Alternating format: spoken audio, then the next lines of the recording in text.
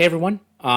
So I did promise that I would post another video as well as the paper instructions. So the instructions for the essay will be under weekly folders and under our week 3 folder. You don't see it right now because, well, I haven't put it there yet, but you will see a video with a link to YouTube as always, as well as the assignment sheet. It'll all be in week 3. I will also put a link to it under course specific content, just so you're aware. But we are going to talk about this as well. This is going to be a kind of cover all, explain a lot of things real quickly. So first and foremost, I want to look at the essay itself. So this is your term paper. If you remember from the syllabus and looked, there is one paper for the entire semester. It's worth 150 points. So we're going to talk about that. It's Intro to Criminal Justice. It is a pro-con term paper. So as I say, the first few weeks of this class is giving you a solid foundation and understanding a bit about the criminal justice system. We spent literally 3 weeks talking about some of the inner workings, so it's not like this is all new anymore. As the term continues, you're going to learn more and more about it.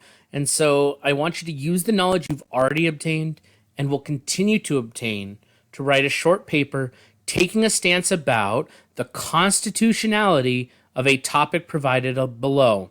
So remember, anything that wants to be made into a law is eventually deemed constitutional or not, which is why there have been discussion and debate are more modern, and we've used as an example several times now the Roe v. Wade decision, seeing it as a constitutional right and protected, and then being overturned and seeing it as not a constitutional right.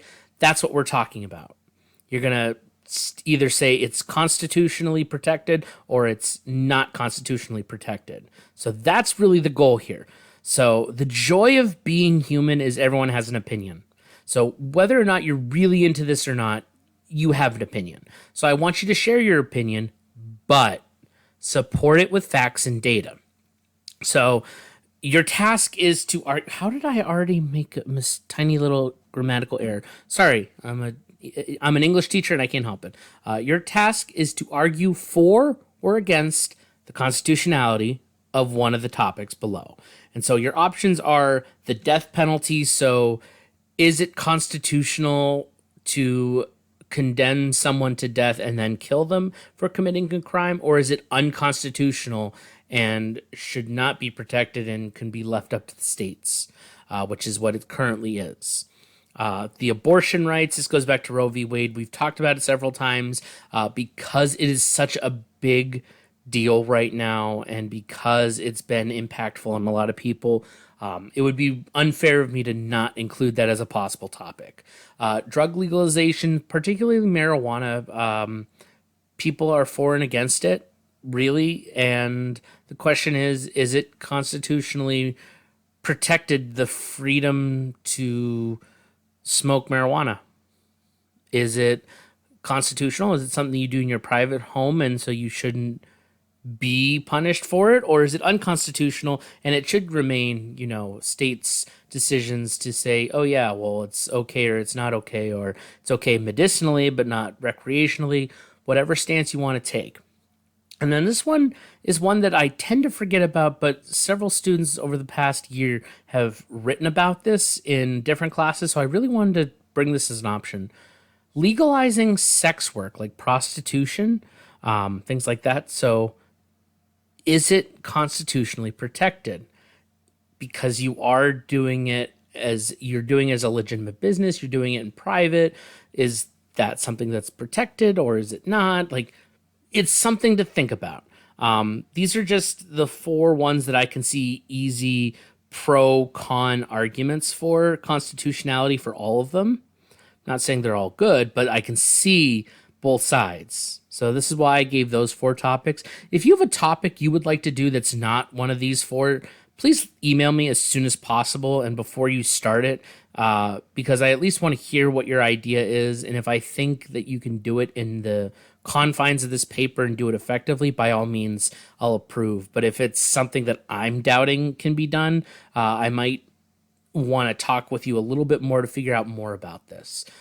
So, like I said, as long as, even if it's a different topic, as long as it's a pro con about the constitutionality of some issue, whether it's, yes, it should be protected under the federal government and should be legal completely, or it should not be legal completely, or it should not be main federal government but only state government, whatever it may be, got to have a side. Choose one. So here's the specifics part. This paper should be 3 to 5 pages, double-spaced, 12-point readable font, Times New Roman, Arial, Calibri. There's a couple others that I would allow, but it's very minimum. These are the standard default that show up on almost all devices, so I figure it's just easier that way. With page numbers at the top of each page in APA formatting. Please note, I gave it to you here in the assignment sheet. Look at this, page number over here and the running head on the left side. That's APA. Anyway, since you will be arguing whether your chosen point is constitutional or not, you will need to cite at least the Constitution and or the Bill of Rights. So you're going to need at least one source. Hearing me say this, you need at least one source, whether it's a direct link like I provided to you that went to the Constitution, Bill of Rights, or if it's something completely different. I don't care. As long as you have cited some way that you went and read the Constitution or the Bill of Rights, word for word, you will cite at least that. I encourage you to conduct outside research to help support your claim. This can be anything from YouTube videos, Netflix documentaries, podcasts, political speeches, specific state laws that you find. This can be journal articles from academic database. This can be a news article. This can be really just about anything. So I encourage you to do outside research to support your claim. Regardless, you will need to cite any information you pull from other sources in APA. This is the big thing about APA. You do not need a cover page, but you will need a references page. I'm telling you this because APA formatting says you need a cover page. I don't want a cover page. I'm telling you, don't do it. So, like I said, grand total, it's 150 points. You get 10 points for just hitting between the 3 and 5 pages. It's easy. 25 points for formatting. You follow the 3 to 5 pages, double space, 12-point font, APA, you get it. If you cite everything correctly, that's 15 points. Content, so you know it's actually a formatted argument supporting or opposing a topic. If you actually fall within all the things you need to, you'll get 75 points. And then this is one that I need to talk about. Grammar and spelling. This is 25 points. I know not everyone is a great speller or great at forming long sentences. I'm not asking you to form long sentences. What I am asking you to do, though, is one thing that you will need no matter what job you go into in criminal justice. You need to know how to spell and you need to know how to format a sentence. So we're going basic grammar here. I'm asking you to be able to write a concise, complete sentence and in concise, complete paragraphs. And spell check everything. If you're not sure if something is spelled right, Google it. Google it the exact way you're spelling it and make sure that that is exactly correct. Okay? This is important. This is a job skill you will need. So I'm making it worth more points than length and citation, which realistically, that's not super important in the working world. Being able to format into a proper case report or incident report, you need to know how to format and you need to know how to spell and put together a complete sentence. You need to be able to make sure you're hitting all the content. That's why these are worth more points than this is education stuff. 25 points total for education, 125 for knowing how to do the job. Okay? So this is why it's important. So this will be uploaded onto Blackboard with this video. Like I said, I will put a link to the video both in course-specific content as well as under Week 3 folder. Now, there is already a link to the APA OWL Purdue website, and I want to go over that briefly. Because this is not an English class, I'm not going to spend an entire lecture, which those of you that know I'm an English teacher knows that I can, going over APA style. So I've provided to you a link to the OWL Purdue website. They have a citation generator for APA where you can actually put in the things and cite it in APA. This will make your job a lot easier for citation. The other thing to note is it's very robust and in-depth. If you haven't taken an English 101 or 102 class, you might not have heard this yet, but OWL Purdue has a lot of really good information for this stuff.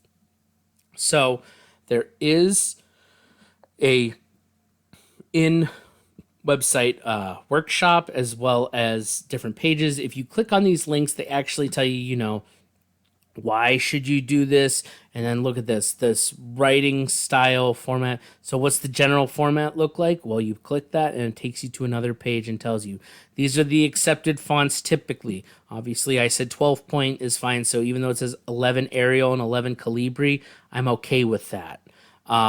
It says a title page. I already said you don't need a title page. And it gives you student samples. Look at this. This is how a title page should look like in APA. So that's the thing, is they actually give you a how-to guide. The abstract is another thing that is not required for this, but that's a separate thing. But this is what I'm talking about. If you aren't sure on what you need to do, make sure you're clicking and going through this site. This is going to be how you figure out some of these more specific things. Now, cool thing is we do have writing tutors at EC3. We do have they're mainly for like the English classes, but I'm sure they could help you with formatting for your actual paper. So if you do have any questions, please reach out to our librarian, Mary Howells. I will provide a link to the library page as well. I think it's actually... No, maybe it's not in course-specific content. But I will make sure that the link to the library is there. But yeah, that's it. Please, please, please, please, please, please. Remember, this isn't due until later in the semester. You can start working on it now. And I encourage you to be like, hey, Mr. Wheaton, send me an email with your paper so far and just be like, hey, can you check this out? Make sure it sounds right. I'll be glad to read over it and give you some feedback just on content, okay? I'd be glad to do that. But you got to ask.